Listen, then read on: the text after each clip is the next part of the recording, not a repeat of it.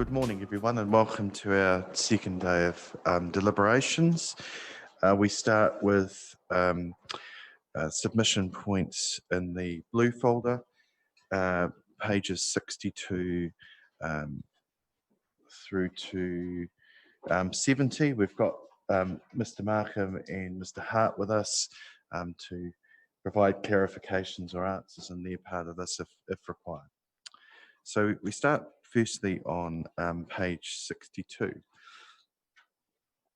I wondered, just in this answer, and it may well be another commentary, Helene, if we could just expand on the benefits that the council has with Enterprise North Canterbury, the statement of intent.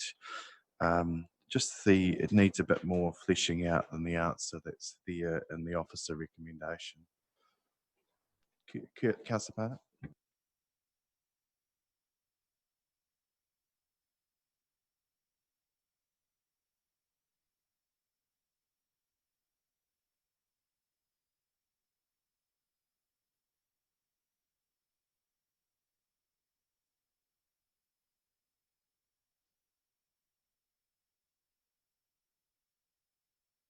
Have you got not accept, Councillor Barnett? Is that in the... Okay. Is anyone in disagreement?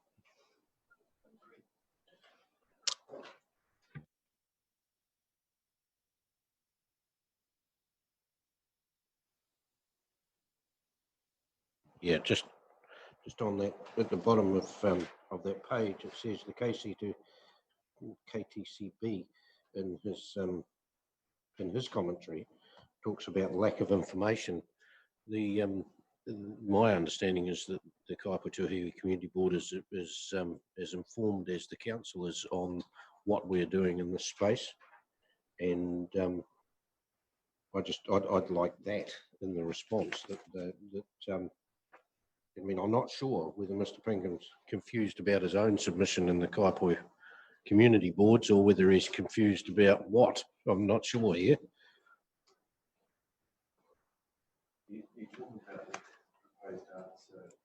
Yep. Yep. Yeah, it's across the page, yeah. I mean, one of the problems, and I mean, I might as well put it out there now, one of the problems we have with Mr. Pinkham's submission is that he's at odds with the Kaipō Community Board, and it seems to get in the way of some of the points that he's trying to make. Some of the points are very good points, but I'm not quite sure whether he's speaking on behalf of the Community Board here or whether he's speaking on behalf of himself. This one seems to be that he's speaking on behalf of the Community Board. He is not, or shouldn't be.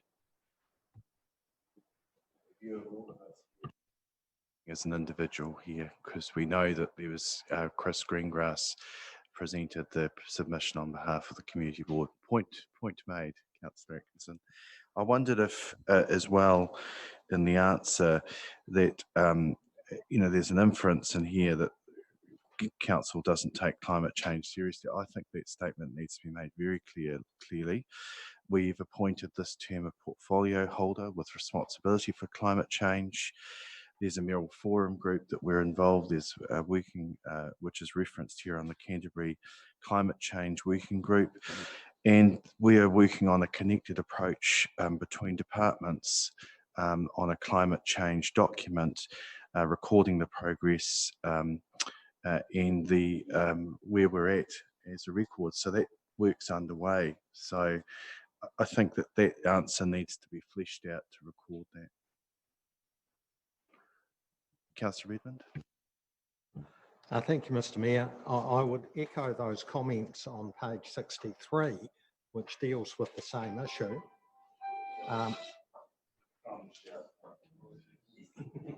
That's a submission by Mr. Houseman, and he expresses displeasure at the lack of meaningful action by the council.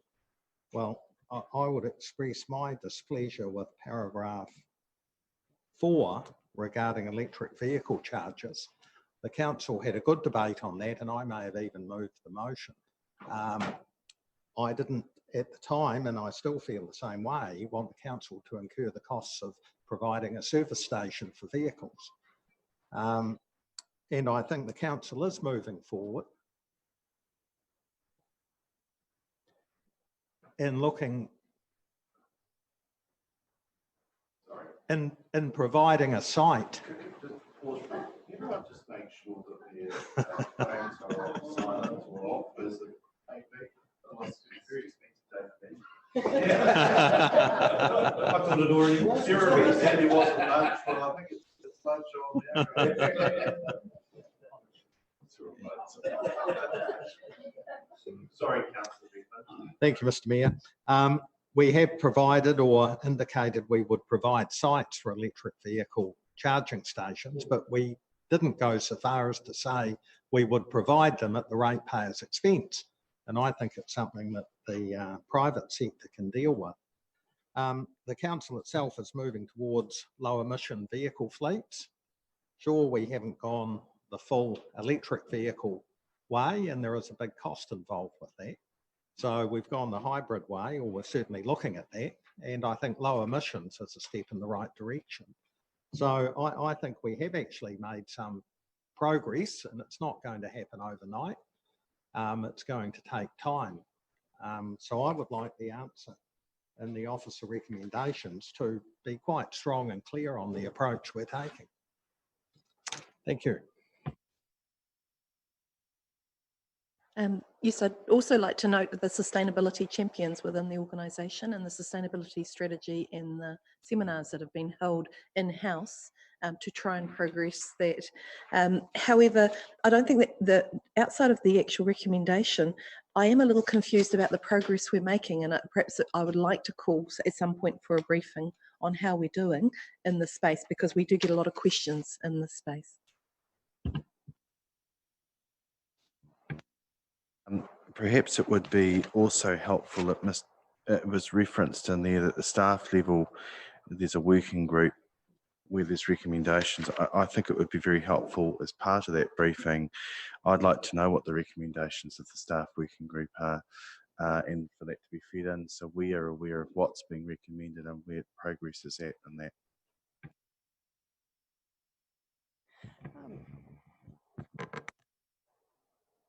Look, in a large point, I do agree with a few of the things that Daniel has said in his submission. There are a lot more things that we can do. However, just with regard to overall what we're doing in that space, regarding climate change in general, yes, we all have an obligation to do our bit, but we as a council cannot, our actions alone aren't enough to stop climate change on a global scale. This is an in-house thing. What our policy is to get our own house in order. So with regard to Mr. Pinkham's submission, on a practical scale, all we can do is either accept risk, mitigate risk, or avoid risk. And with regard to sustainability, we do have the strategy coordination group. And with regard to including elected members and making what we're doing more known, stage 2 of that strategy is being developed right now. And they are talking about appointing elected members from each of the community boards as sustainability champions to work on that strategy. So they will be included in the future. So I don't know if we're at a point where we can put that in our reply, but I think that if you guys are happy with where we're at with that is a very good point to make to Mr. Pinkham. And I think that's all I've got there for the moment. but it is an in-house strategy. It's not us singing out to the world what they should do. And I think that should be echoed with all of these sustainability and climate change points that have been made through all these submissions, that we need to get our own house in order before we can tell everybody else what we think they should be doing. So that's it from me. Thanks. Thanks, Nikki. Did you have some points? The Oxford Community Board have also spoken here about this. I mean, Oxford's been wanting a station there for quite some time. They've actually mooted it, but it's to be a private person that puts it in, and we haven't really heard anything more back from it. So obviously they were checking to see how Darfield was faring before they went to put one into Oxford. So haven't heard any more about that. It's actually a good point. There's been a lot of work that Vanessa Thompson's undertaken, where we in council resolution it actually did approve that it could go on our land. So I think that should, but it was to explore a private partnership as opposed to council putting it in. So that should be put in there also. Can I? Sorry. Yes. Oh, it is. Oh, okay. Sorry. So there'll be a report to council in July on proposals that have been received around EV charging stations.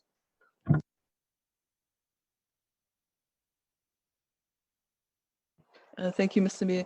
Just on the in-house sustainability progress, what is the mechanism for reporting through to what committee, and can that happen on a regular basis wherever it is?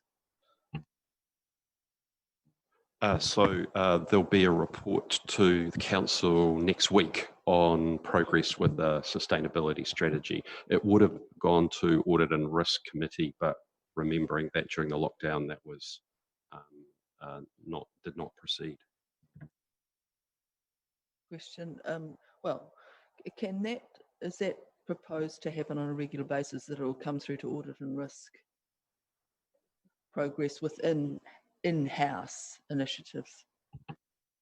So the proposal at the moment, and you need to give us guidance as to whether you want more frequent reporting, but we will be reporting on progress with the first stage sustainability strategy through Audit and Risk Committee on a quarterly basis. So you'll get, but full council will get the quarterly report next week.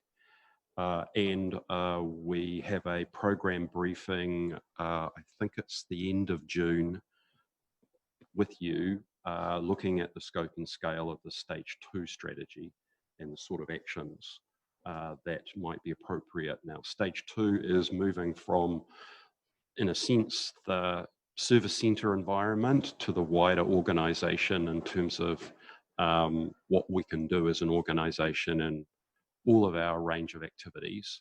And then stage 3 is really then out to the community. But as Mr. Mayor highlighted earlier, our aim is to get ourselves, the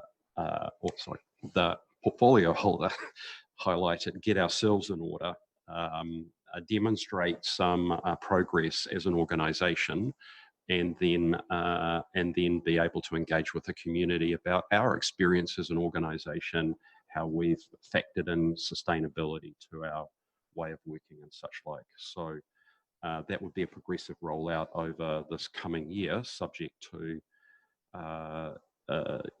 ultimately there is a need to invest in sustainability, and how we manage that investment needs to be carefully considered. Councillor Stewart. Oh. I noticed the submission of Daniel refers to simple things like 3-bin rubbish recycling for the office still to make the appearance. And I did notice when we had lunch in there, what is the difficulty? Because that was brought up when Mike O'Connell came and presented. What's the difficulty with having a rubbish separation, organics, within this building? Because across the road at the petrol station, they have 4 bins for separating out your rubbish from there. So what's the difficulty here? So I can't answer that specific question now.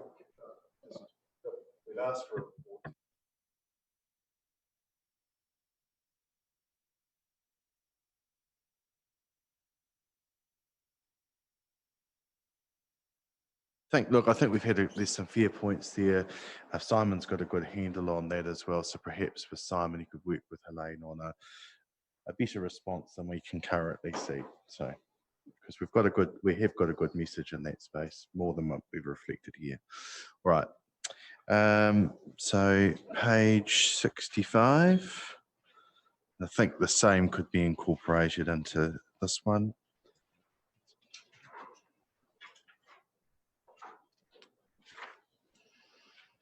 Page 66.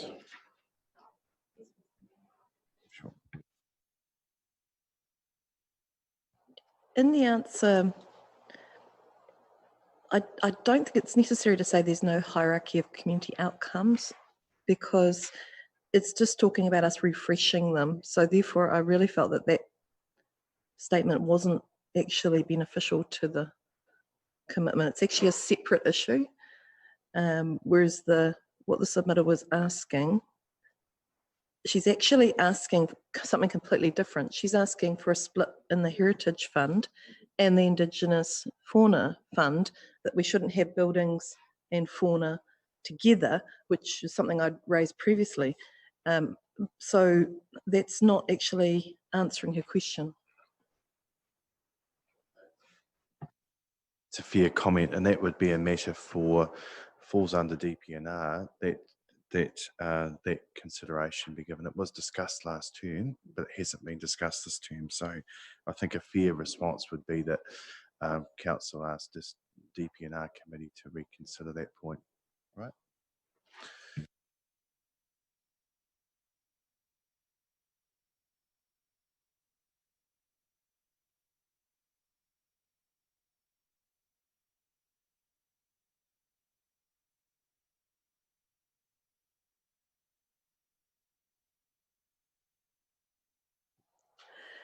The statement that the district plan notification will occur at least after level 1, we don't know what level we'll be at when that notification occurs. We're hoping it'll be level 1, but just be a little cautious there.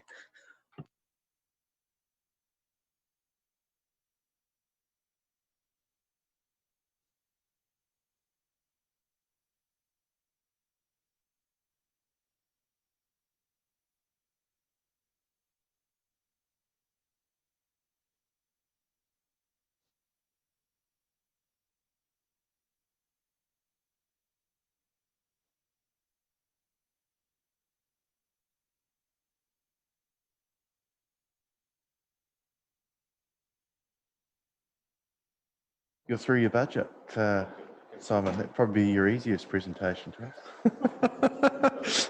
Probably easier than some of the other managers have had. So go now while you've got it well. Very small budget. Sorry.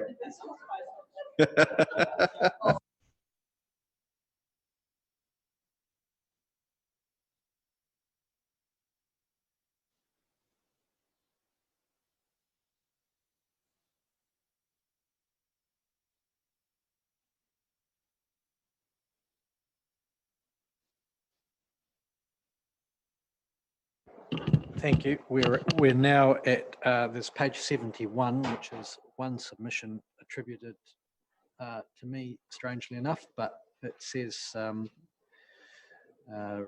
5G rollout. So Only thing I would just suggest adding in here is the Prime Minister's Science Advisor has reviewed this area, and there is some recommendations that that they had in terms of reviewing this. So I think it would be worth inserting that report if it is public and those findings, because they did look at 5G quite considerably through Prime Minister's Science Advisor. It was a specific task that was reported to Rural and Provincial a couple of months back. Is there any other feedback there? Okay. All right. So we're now on to 6.14, pages 175 to 185. So Jeff and Mr. Millwood and Mr. Hawthorne are in your hands. Good morning, Mr. Mayor, councillors. This report and recommendation covers both the refurbishment of the Rangiora Service Centre and the future planning of the broader Civic precinct.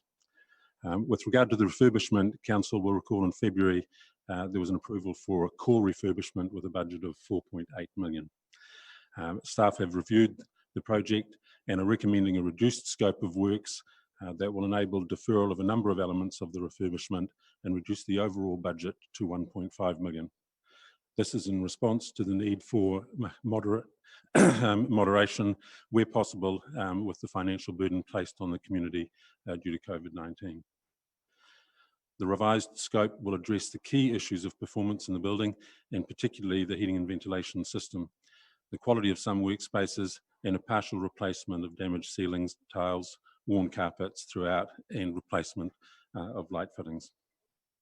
Also included is an upgrade of the audio-visual system and furniture in the chambers. It excludes a full replacement of the heating and ventilation system, electrical systems, and lighting and IT networks, bathrooms, and major reconfiguration of internal layouts that was originally anticipated, but it will also improve some natural light and efficiency of space. Also, through this, although this will not deliver all of the benefits of the core refurbishment, it will restore a better working environment for staff and visitors and allow deferral of the larger refurbishment works until the council is in a better position to understand the needs of the organisation. The second part of the report addresses the plan to advance work on development of the long-term plan for the Civic Precinct. This was also a decision that Council made in February and is a major project within the draft Rangiora Town Centre strategy. In order to stage the work to match the immediate needs regarding economic recovery and long-term plan development, the initial focus is proposed to better understand the development scenarios which may best stimulate economic activity and the civic needs. Subsequent phases will complete a master plan and implementation program. A budget of 200,000 is recommended for this first phase. As per your February decision, this is proposed to be overseen by a steering group comprising of a mix of senior staff and councillors.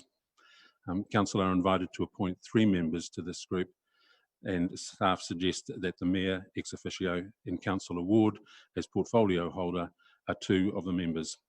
The draft terms of reference are attached to the report. As an addition to the terms of reference, it is also recommended that the strategy group provide oversight to the refurbishment project and in particular decisions made in regard to chambers and public spaces. This would be an additional resolution to add to the role defined in the terms of reference.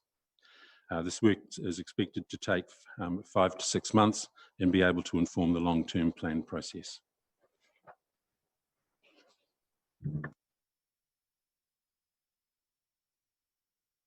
Just that this project has been reduced back from the 4.8 million in relation to the COVID-19 and the economic fallouts we're expecting.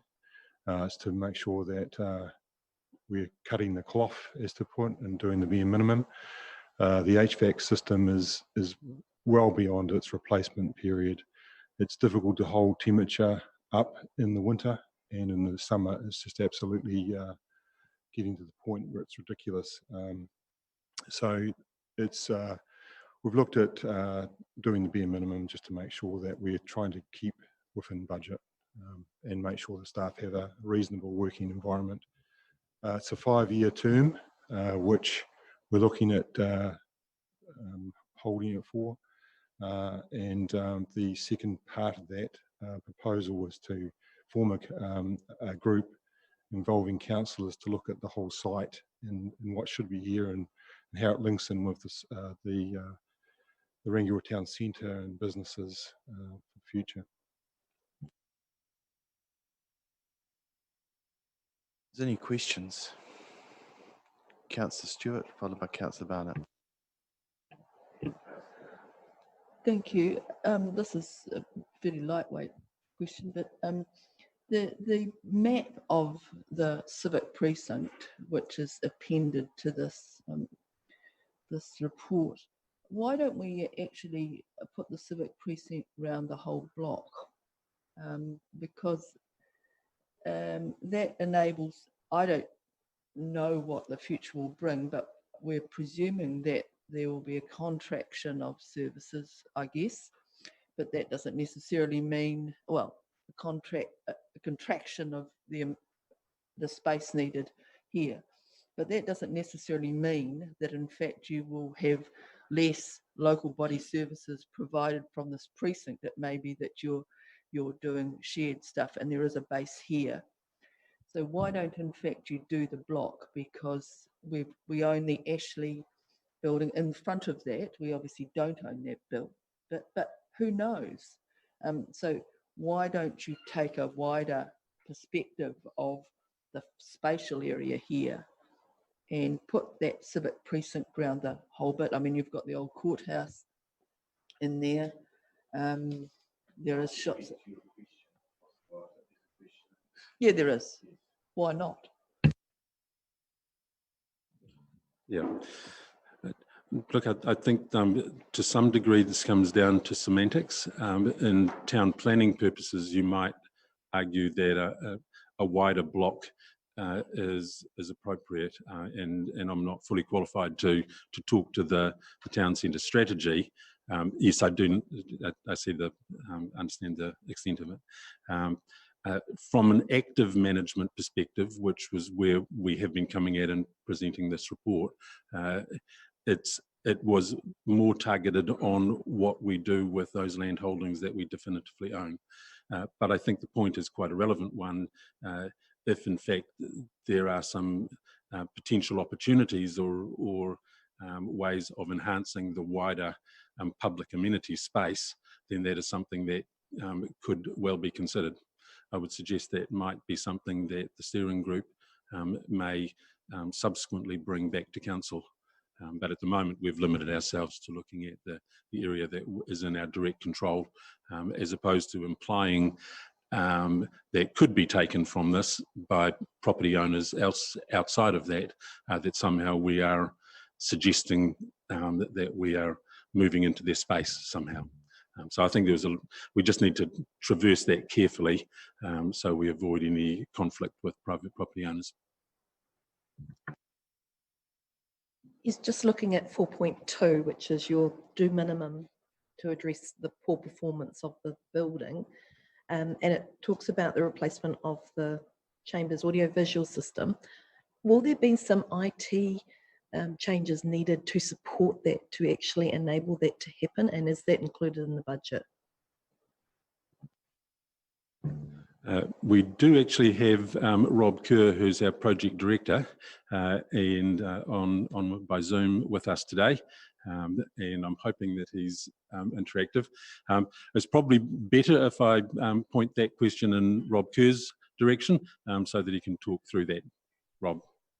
Yeah, I'm relatively interactive today. So we've made an allowance for the AV. We haven't looked at it in detail enough to know what network changes might be required to ensure that you've got the speeds that you need. But certainly the information that I know is that if there is, it should be relatively modest. But that's obviously will be part of that design process to ensure that all the capability and capacity in the system is there. Supplementary question to Mr. Millwood, because he's in charge of the IT area. Will we be looking with potential need for more Zoom and so on going forward? Will there be a review of the IT department budget as to our needs for the future? Yeah, that's a good question. As we've experienced in the room in the last couple of days, our Wi-Fi and connection isn't up to standard. But the wiring is allowed for in the IT budget to rewire the building. So that's taken care of. Whatever we do, we need to make sure that we future-proof it. And so that'll be part of the work that we undertake. Question to one of the Robs probably. When we had the big scheme running at 5 mil or whatever, and one of the drivers for that, for us approving it, was the weight of the roof, the unsuitability of the roof from an earthquake risk point of view.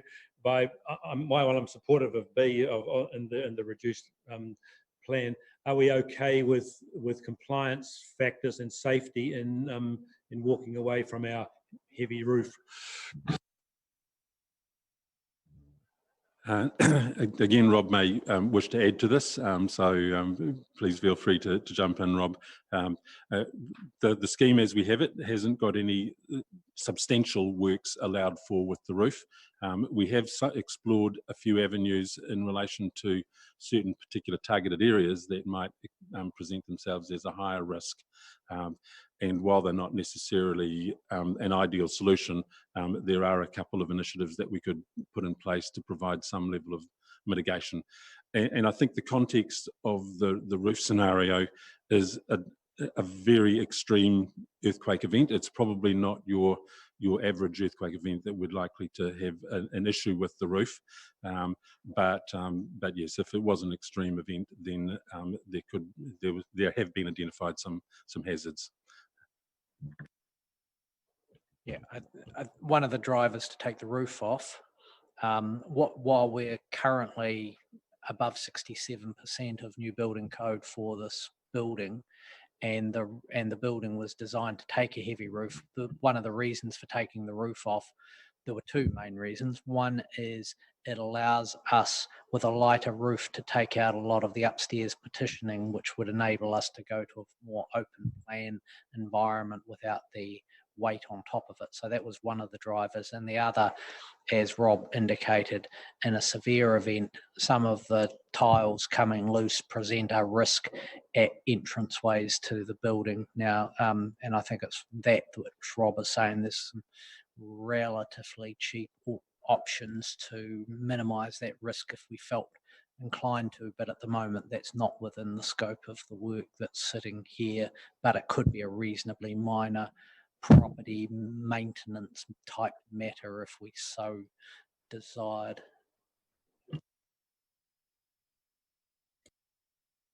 Thank you. My question is about the roof. Can we have a costing of just how much it would be to replace that roof? Because to me, that's, as far as I'm concerned, very vital for health and safety.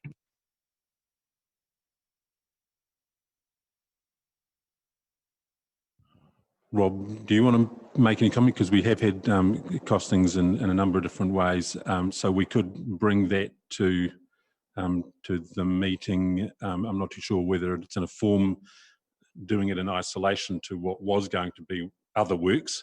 So a lot of these things have some connectivity in relation to cost. But I know that we have got various estimates, and so it may be that that is something that we bring back to the steering group as well. Any thoughts, Rob?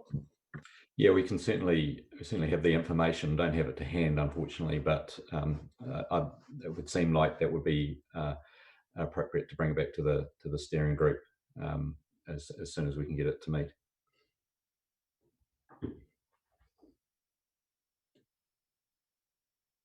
I'll test the meeting with 6.14. I just want to make a couple of additions. B just adds to the end, subject to council's final approval. And D just adds after reference to include oversight of Rangiora Service Centre refurbishment, and under appoints the third to be Councillor Atkinson. Do I have a seconder? Seconded, Councillor Becky.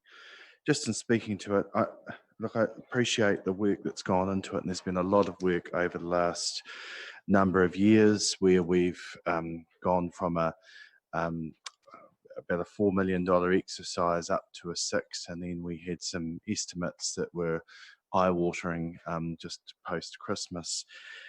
I think anything in the most important thing to me is that we make the changes that we make address the major deficiencies in the building, and that is the HVAC and the heating system. There's some internal work to be done if the budget allows for it, and what I understand here, it does allow for it.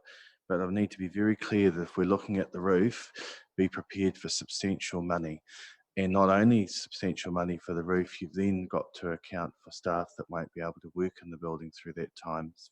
Look, I welcome hearing the reflection back about it, but the roof is a fairly major piece of work, and I think you'll find that it's, you'll be pushing the budget up quite substantially if that is the direction of travel. We've had advice from staff that they feel that the reduced amount is right. I think it's responsible through this period of time. And I think, as I've mentioned here, the work needs to go in to address the major deficiencies. We are approving $200,000 in the budget to commence a broader look at the Civic Precinct. So before we commit major expenditure on this building, we need to actually be of the view where we're going in the future. This work that's proposed just addresses the deficiencies that are here now, perhaps some carpet, maybe a little bit of paint. We'll see where that budget goes. But the major piece of work in here is the heating and ventilation part, which is the critical aspect, and some other enhancements. So look, I'm supportive of the budget as it is, I think, and I thank Jeff and the team for coming back with something that's perhaps a bit more politically acceptable in the current climate. $10 million is not something that the public would accept from us at the moment. This here undertakes the essentials that we need to do, so I'm supportive of that. Second, Councillor Vicky.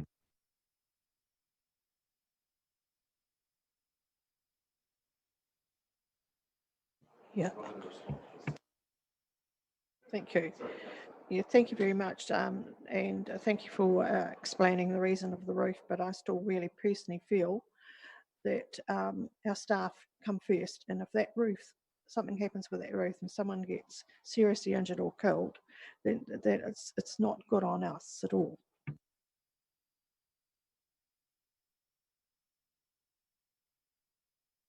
Just a question, in terms of building code rating, what is the rating of this building currently?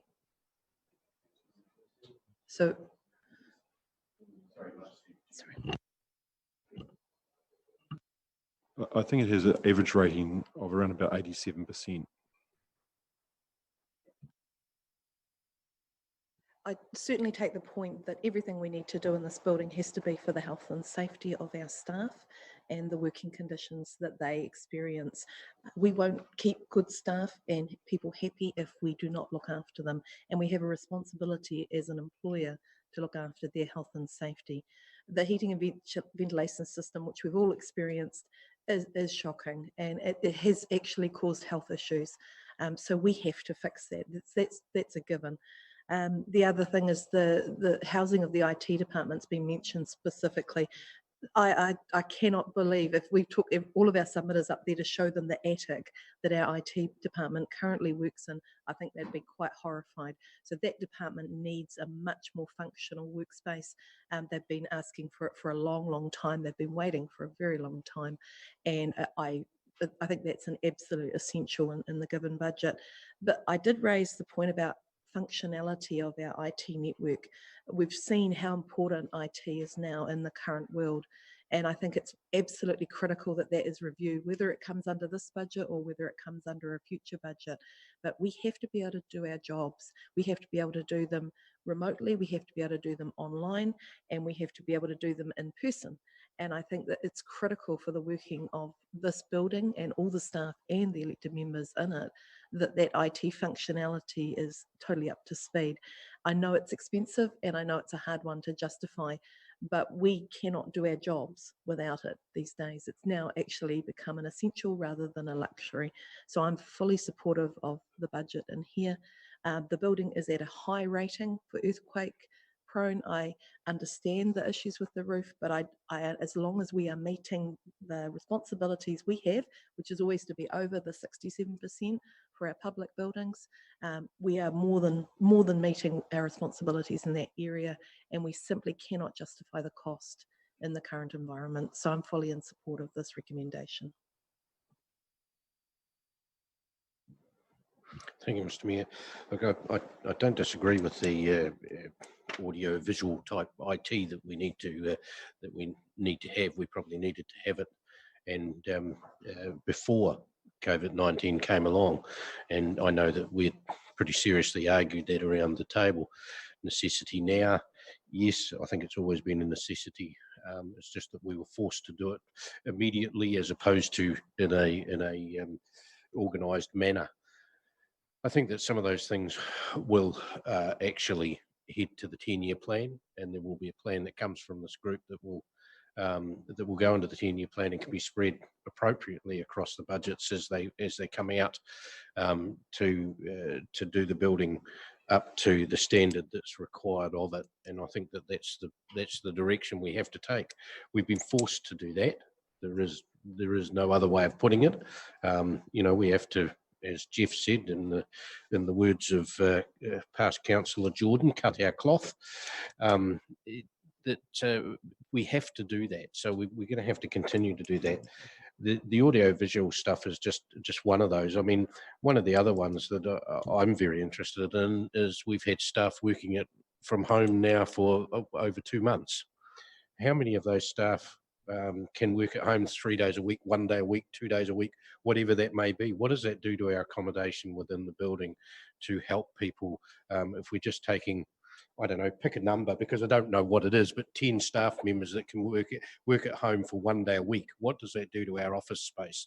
And they're the sorts of equations that we now actually have some experience in, that we can put into building a much better plan, I think, for this building, and making sure that it's safe, the right size and adequate for what we want to do. The roof, look, you can walk in and out of any building with a roof that's got tiles on it. My own home has 7 tons worth of tiles sitting on top of it. It's it's a building material. People still build in concrete tiles today. They still make them. So adequate, I think that what Mr. Hawthorne had described, in fact, that the entrances are far more dangerous if tiles are coming down than being inside a building. In fact, I think you find from a single-storey building that there's actually a 3% chance of being killed in an earthquake in a single-storey building, no matter where you are. And double-storey building only about triples that. Now, I'm not suggesting that we put put staff's lives at risk. I'm not doing that, but mitigation and cost-wise need to be able to meet somewhere in the middle. And if you're going to have a tile roof come down, particularly in an 87% building, it's going to have to shake a hell of a lot for that to fall down. So, it's just that caution and looking at all those things in the right measured manner to get to the point that we need to be at. And let's face it, we have now, through being forced to do it through COVID-19 with our budgets, we actually have time that we can work on that, and we need to take it and make sure we do it properly.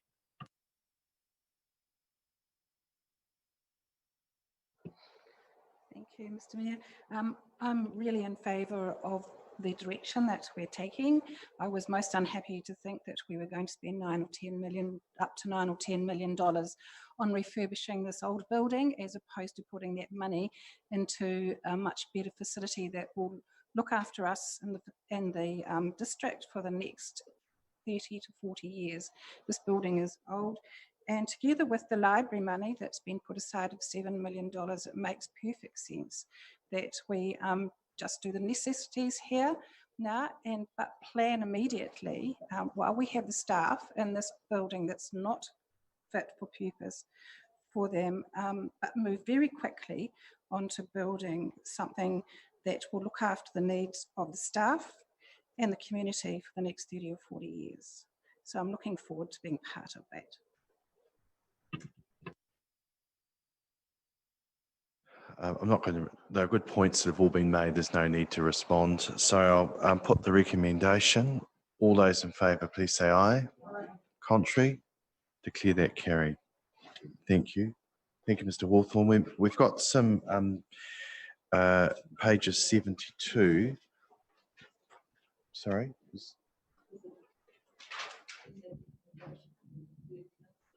Yes, it's Councillor Atkinson. Yeah.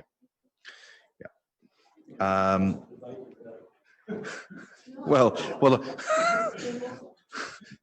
didn't appear to be any debate from anyone about the third one, so agreed with the recommendation. It's good.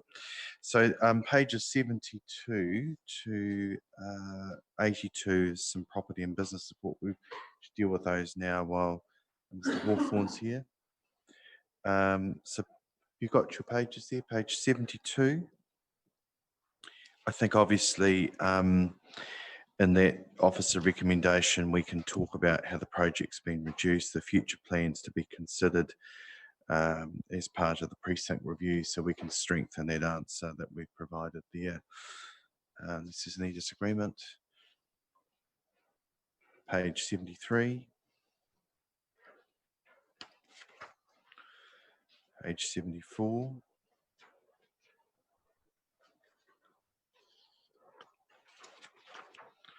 Page 76. 77.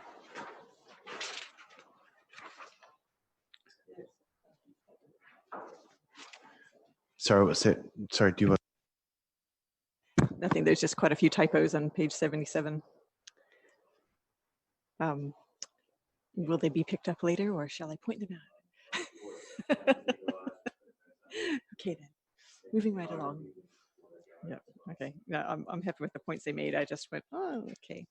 All right. Oh, I just had a suggested word change down the bottom of page 77, where it says in relation to fuel taxes, your observation is incorrect. I think it should be stronger. It should be your information is incorrect. It's not simply observation.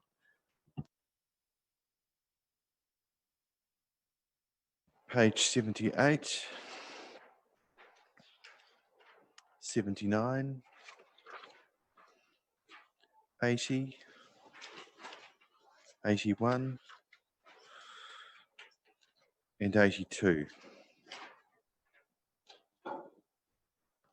Okay.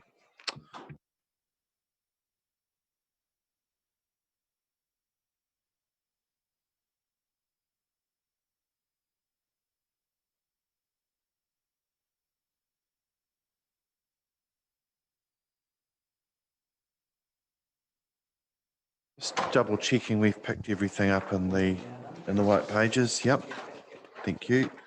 So we now come to the remaining report, which is 6.2. Mr. Millwood, you're doing your job. We'll give you a minute. Mr. Mayor, just checking we've covered 52, the red zone, through to, I may have missed it, apologies, but 52 through to 59. Oh, 60, sorry, through to 60.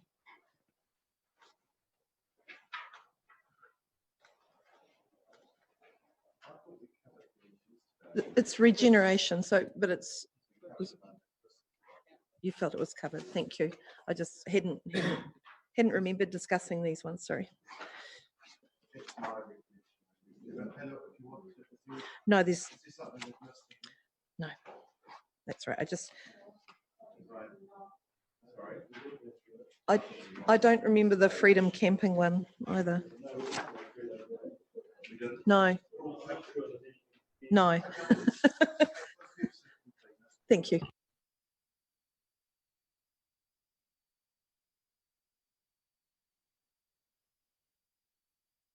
Okay. Which pages are they? Pages 52? Right, okay. For the purpose of completeness, we'll turn the pages. Page 52. 53. 54. 55. Yep. Yeah, I've that extensive and vicious spray campaign. We've done extensive checking through green space, and as far as we're concerned, well, we know council did not do that. That did not. Well, it might have happened, but it didn't happen from our end, and we don't know if it did happen, who did it. And I asked Grant, because we didn't cover it yesterday, to just add in the council reply that this was not, if this happened at all, it did not happen from the council end, and he's checking with Green Space, with ECAN, to see if they know who did it or whatever. But I think it's important to point out that we did not do that from our end.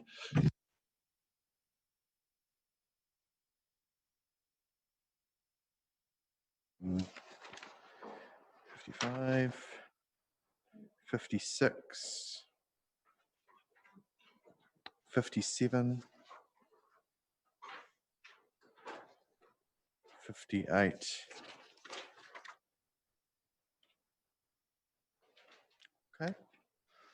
And then we moved on to 60, which we did deal with yesterday, which was on the after hours. Okay. So I think we are complete there. Mr. Millwood, we come to your report 6.2, pages 35 to 40. Thank you. Thanks, Mr. Mayor. This report basically provides an overview of all the changes that have gone through the budget since the draft annual plan went out for consultation. You've gone through some of the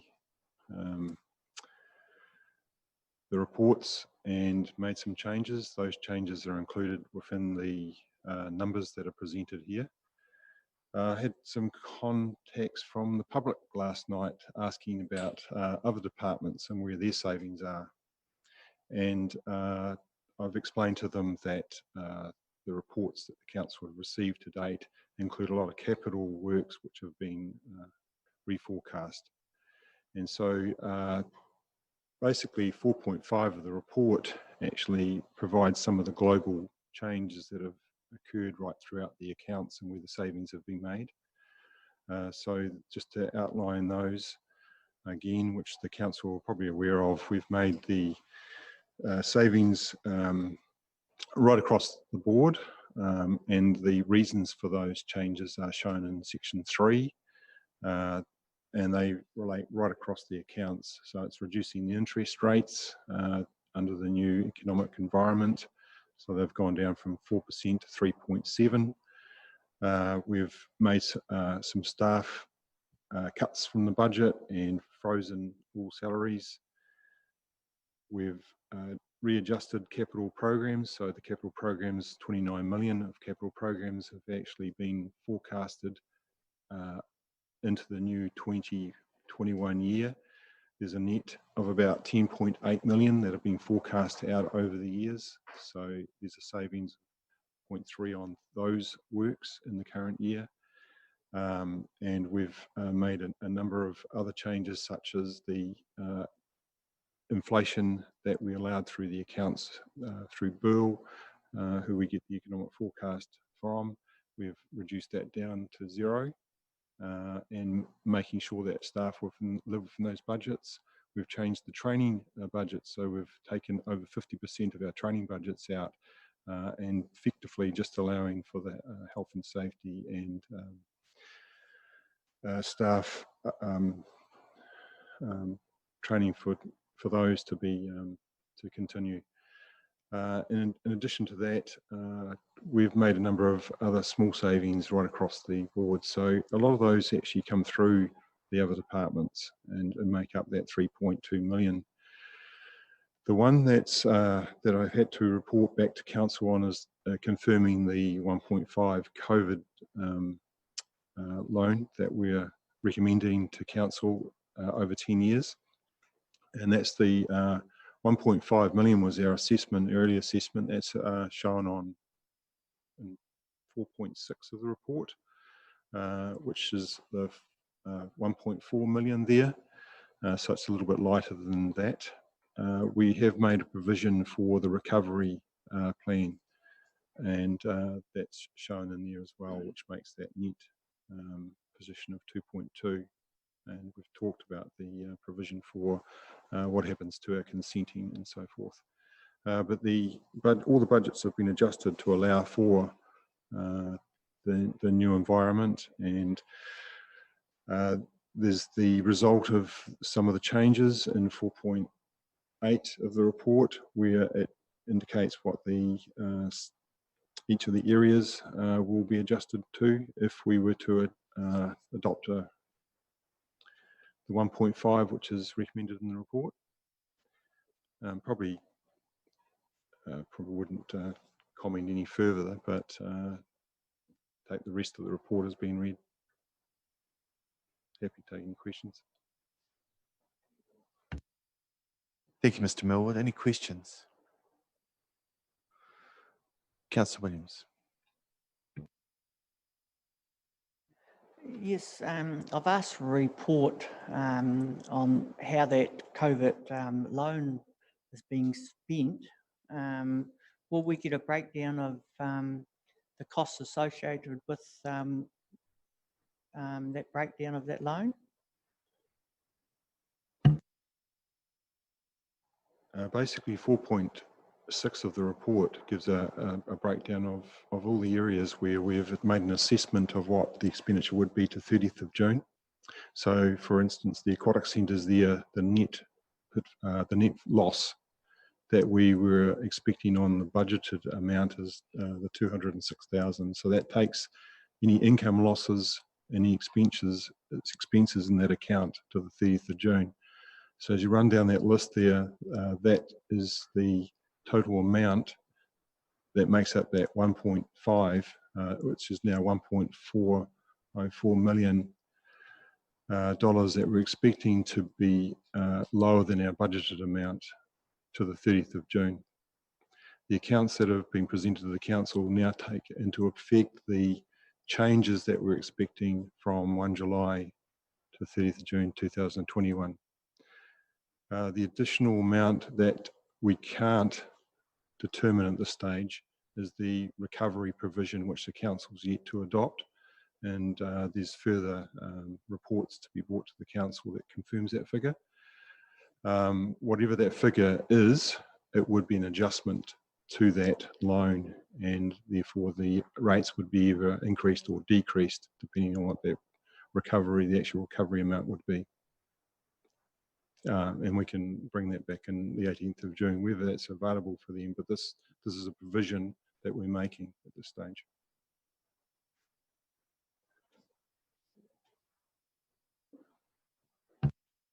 Thanks. Just further to that, it's probably going to be July before you get a sense of what we are anticipating are the recovery costs, or the costs that might be associated with the actions, and that obviously depends on what you decide and also what actually happens out there, and we don't know. So at the moment we've got a placeholder there of 500,000 to anticipate that.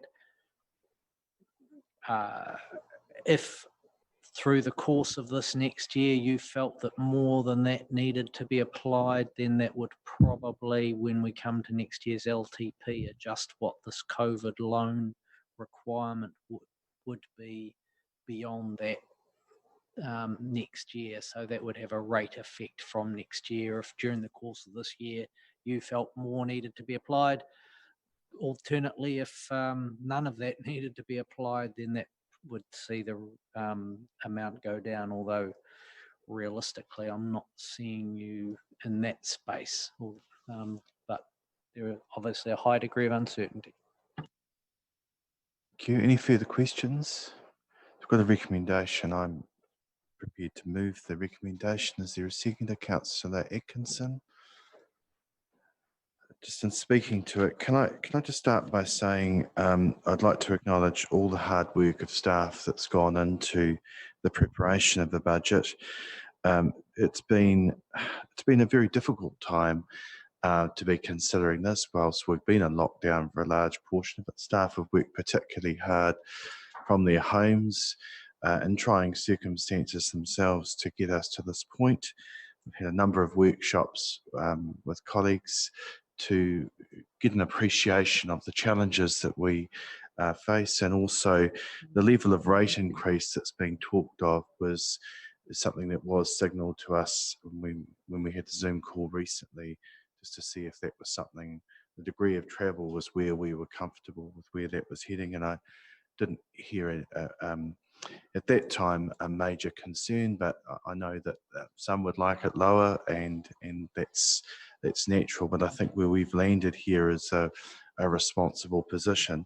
I'd particularly like to acknowledge the excellent leadership of both our Chief Executive, our Finance Manager, all our senior managers and all the staff that come under there. They've, I think, presented us a budget that, as I mentioned before, is responsible. It recognises the hardship that is, and we're starting to see recognised in our community, and there needs to be a balance between essential service delivery and investment to support our community and the recovery of our district at this time. as has been mentioned a few times throughout the course of this, next year's long-term plan is where there will be considerable challenge for this council, and preparing a plan at that point that strikes the balance between community investment and also rates affordability is something that will be at the forefront of our minds as we go through that. What is presented here is what, as we've talked about, is what is known now. And as we work with our community and partners on an economic and social recovery plan, there may need to be changes, and we may need to be a bit more flexible and nimble, and having the ability of the recovery provision for that, I think, is a responsible position for us to consider, to give that flexibility, because we don't, well, I'm saying something quite logical, we don't know what we don't know, and we don't. And there, anecdotally, I'm getting a message from a number of people who are finding it really trying and difficult. A lot of our businesses are really hurting. Our motels, one example where the occupancy is down considerably. It's a difficult time, and we're not. Some of that's being masked at the moment by the wage subsidy, and when that concludes, we will then know actually where we've and how we're faring in that space. But at the moment, the most important thing is we signal to our community that we've listened, which we have, and that we're sending a responsible message that strikes the right balance. So I ask you to support Mr. Millwood's report, which signals the council's direction. Councillor Atkinson. Thank you, Mr. Mayor. Look, again, to the staff, I echo the remarks that you've made.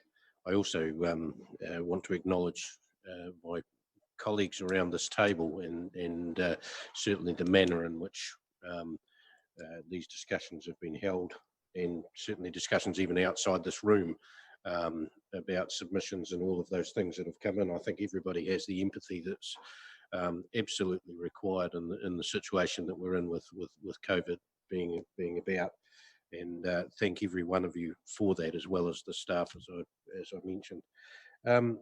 Look, I've grappled with the indications of 1.5% and where we've gone. Councillor Blackie and I have had some reasonably philosophical discussions around should we be at more. I mean, a lot of councillors have mentioned such a thing as a bow wave, and it deeply concerned me about what happens next year and the year after. And the reason I'm absolutely prepared to second this and support it is the fact that lucky, I don't know if you use the word lucky, but we're lucky that that next year is our LTP, and we have the ability to either drop, up, spread, change, meet the submissions that are coming forward to us in the light of a 10-year budget. And that's the reason that I'm fully supportive of the 1.5% rise. If we'd been further out from the LTP, I'm not convinced in my own mind that's where I would be, because I think the penalties to our ratepayers in the future could be a lot higher and a lot more disastrous, because there are things that you still have to do, and just pushing them forward is not going to be the answer to getting things done. And the other one, of course, is the fact that you need to stimulate an economy, and while that is government's responsibility, it is also the responsibility of local government to make sure where possible that those local contracts and things that we have and our capital projects can be pushed out there to give local people work, and make sure that we have an economy that's sustainable. I think this is responsible. I think it's something that we have to do, and you're, Mr. Mayor, you're absolutely right in the fact that we haven't seen yet the consequences of closing down for our economy basically for 6 weeks. They will come in the future, and it will take a toll that none of us want to see, but we'll have to deal with. So I think this is responsible. And I think that it is the way to go, but my writing factor on that is the reason that I think that is that we have a 10-year plan that we have to deal with next year and can actually sort out some of those future rises and stop a bow wave coming, I think, in the way of percentages. So we will have to be very disciplined in that. I have no problem with that. That's the way it will have to be. But also, just a wee warning to our community, you will also have to be very disciplined in what it is you ask this council to do in the next 10 years if we are going to make sure that we have fiscal responsibility within our communities, but still have a progressive community. Thank you, Councillor Atkinson. Next is Councillor Redmond, followed by Councillor Blakey and Councillor Williams. Thank you, Mr. Mayor. I'd like to congratulate the staff on the work they've carried out with the budgets. Under the Local Government Act, we have a duty in terms of financial management to promote the current and future interests of our community. And whilst I was happy with a proposed increase of 4% pre-COVID, these, to use the U word, unprecedented circumstances have changed the world for us. And I originally signalled something up to 2%. I don't think a zero rates increase actually solves the problem. It just postpones some of the issues for the future. I'm very pleased at 1.5%. I think that is a balanced budget. We've reflected the needs of the community with the new financial circumstances that ratepayers, a lot of ratepayers, find themselves in. There is financial hardship in the wider community. A survey in Kaiapoi recently disclosed that 50% of parents of a particular school had been impacted either by redundancy, loss of income, or reduced hours. So the effect out there is very significant. And on the front page of the press this morning, there was pretty sombre statistics as to what's happening. The only good part of that is that survey was carried out while we're under level 4. And of course, most people couldn't work and were all confined to barracks at home. So I'm hoping under the more lenient levels that that result may become slightly, well, hopefully much better.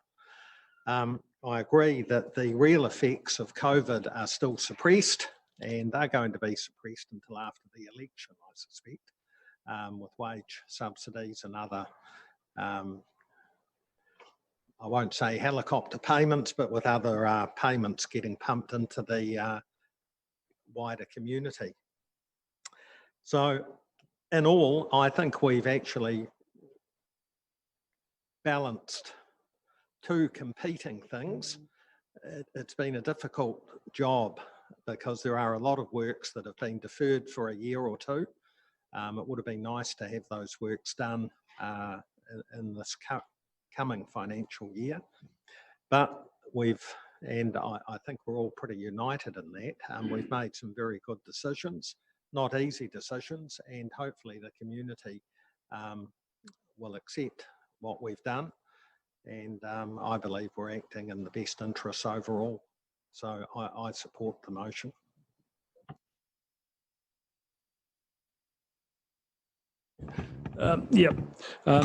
Excellent job from Jeff and Jim, and I have no problem whatsoever with that. My slight concern is around the focus and who we're targeting.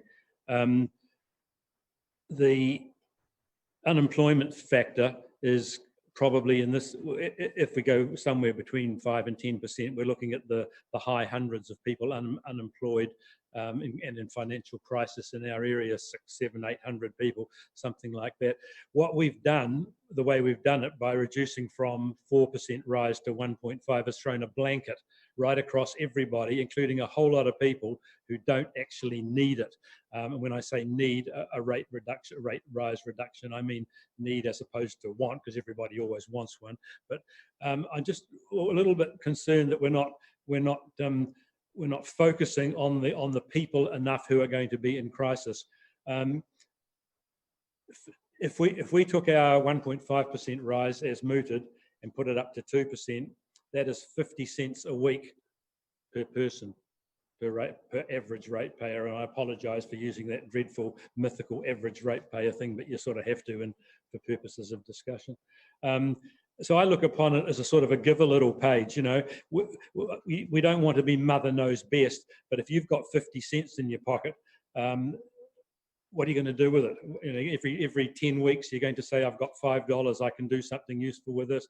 If we got 50 cents per ratepayer per week extra by going to say 2%, that would give us about $350,000 in a year to add to Jim's 500, which gives us, which boosts our fighting fund.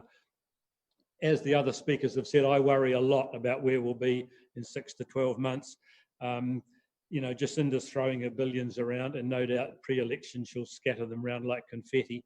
But after that, when it's all gone and we're in end of this calendar year or into next year, I worry.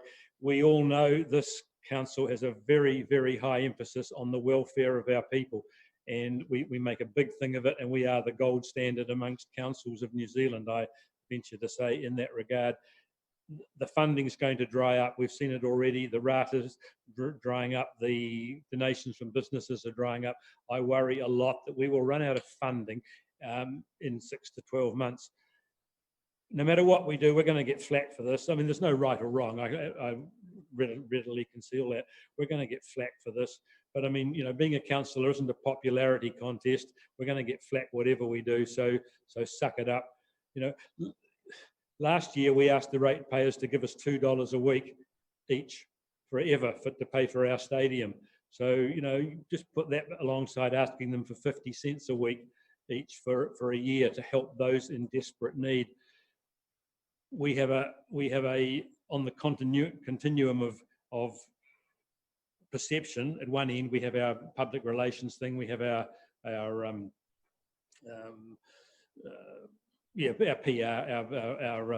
what the public think and what we have to do. The politics of it, and I get that. And at the other end, we have the, hey, we need the money to do stuff. And I think on that scale, we're just a little bit too far towards the PR end and not enough towards the, hey, we need more money end. So I just throw that into the pot. Thank you. Thank you, Councillor Williams. Yes, well, I think it's a good effort to get down to the 1.5. Is it a good enough effort? I personally believe it's not a good enough effort. And I'll explain that by my reasoning was pushing things out is going to hurt in the future years coming. We need, in the next 2 years is where some of our business people around the towns, our ratepayers around the towns are going to start suffering by pushing things out. All we're doing is sliding the movement of the money that they're going to have to pay later on. I would have liked to have seen more efficiencies with this council and the way we do things. And that's where I think we've been lacking in getting this budget down. A part of this drop is just because solely our interest rates have gone down. We've got huge debt in this council. So I believe the figure is around $700,000 we're going to save just on interest rate drop. Well, that would have been a natural effect anyway, without us hammering on saying we've dropped this down such percent. Businesses in the area are suffering now. They've actually been suffering before this COVID thing happened here.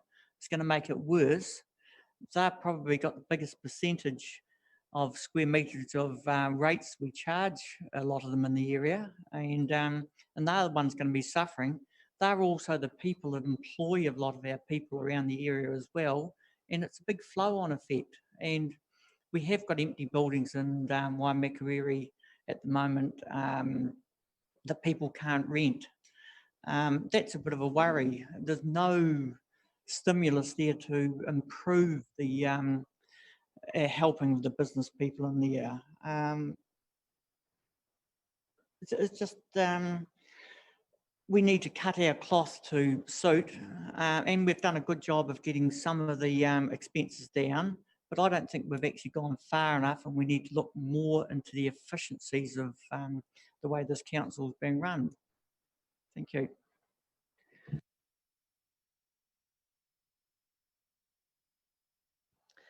Yes, I think when we look at the budget and where we started and where we've come from, the important thing is to work out why we do this process. Why do we do the annual plan process?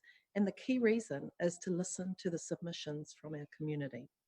And I believe what we've done in this, achieved in this budget, from going down from a 4% rise to a 1.5, we have listened to the submissions. Just about every community board made the point to us that they wanted to see us reduce the rate rise to help people in their communities. And that covers the whole district. COVID-19 has given us an opportunity, as well as being very hard. It's helped us review what's really important to us. And you notice that it wasn't the fact that you could go on holiday or anything like that. It was actually the people. It was the fact that you could get together with people, or for a while you couldn't get together with people. And so the community side was absolutely critical. It's going to be really interesting because this year will be a test for us. It's a reduction in the level of service in many areas. And that will be a test to see, is that important to us? It'll be really good for our ratepayers to look at what we're doing to reduce levels of service to make this saving and say, is this acceptable to our community? Are these areas we could make further savings? Are those areas that actually it doesn't work if we cut it to this level? We're a growing district. So to say that we cannot progress things in a growing district means the level of service will drop. So if we were to cut further back than 1.5%, I think the level would drop below which people would be comfortable with. Remember that the wage subsidies that are going out at the moment are providing a bit of an artificial buffer for it, for people. The people who are affected and are taking those wage subsidies have not felt the full pain yet. And they will feel it next year and in the coming years. So what we've done today, if this recommendation goes through, which I hope it will, is we've shown responsibility in response to submissions from our community. And I just would like to make one plea to our community. The level of service drop is going to be difficult for staff. They like looking after the community on behalf of ratepayers. They want to do the best possible job, but they are going to have less resources this year. So my final message to our ratepayers is we've done our best.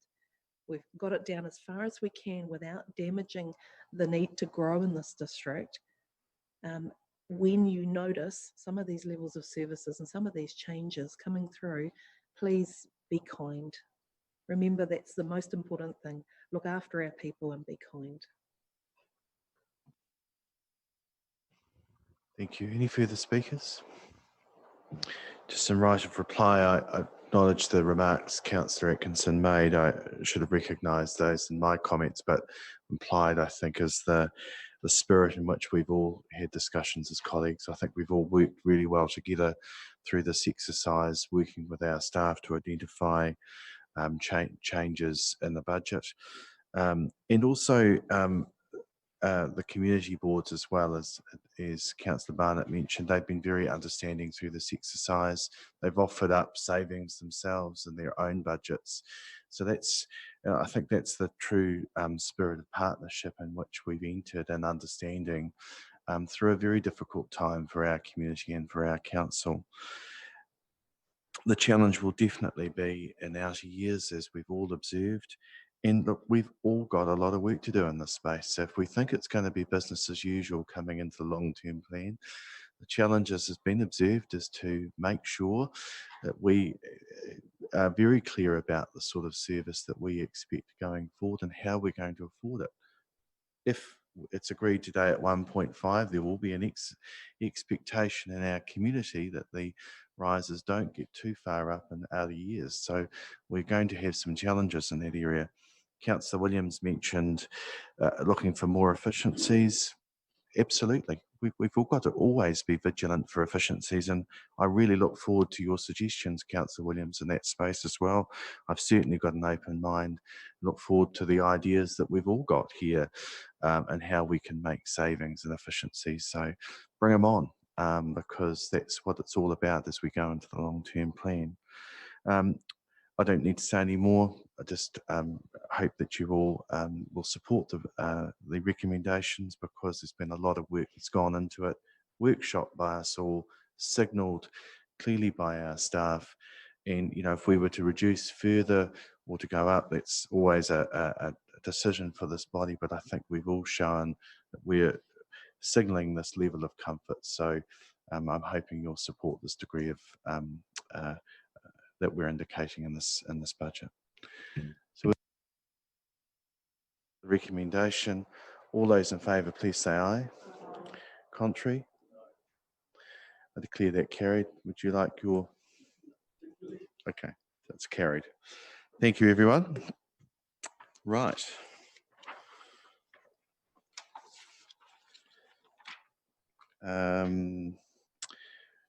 We've considered the submissions. I've got no questions, no urgent general business. Our next meeting will be at 3:15 on Tuesday, the 16th of June, to adopt, sorry, for this part. We've got a council meeting next week and a briefing to follow, so you're not quite off the hook yet. Can I just, before I close, I'd just like to thank all the staff that have supported us the last few days in the lead up to this exercise. We've had, Sarah has put a lot of time in making sure with her governance team that we're supported to get us into this format. And I've mentioned it at the start, but I'd like to mention again, thanks to Sarah, Tia, and all our governance team that have been with us throughout the last few days, particularly to Helene as well.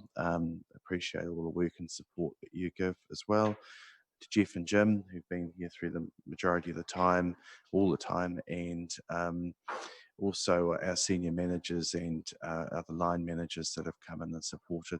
And as I mentioned in my comments, thanks to you all for the spirit in which we've had a good conversation, a really good deliberation meeting, I think. Hey, look, there's been a couple of things that could have been done a little more smoothly through this period. So look, I'm a reflective sort of person. I would welcome any feedback that you have. There were a couple of items yesterday that could have gone a little smoother, and I'm certainly would like to reflect on that with the staff. We do generally have a debrief after this, so after this exercise, which Councillor Ward's involved in as well. So if you have any comments or feedback, please get them back to me in the next over the next couple of days. By the start of next week would be good, and I'd like to just take those forward so we can any learnings from this would be helpful, so we can make sure our next process is even better.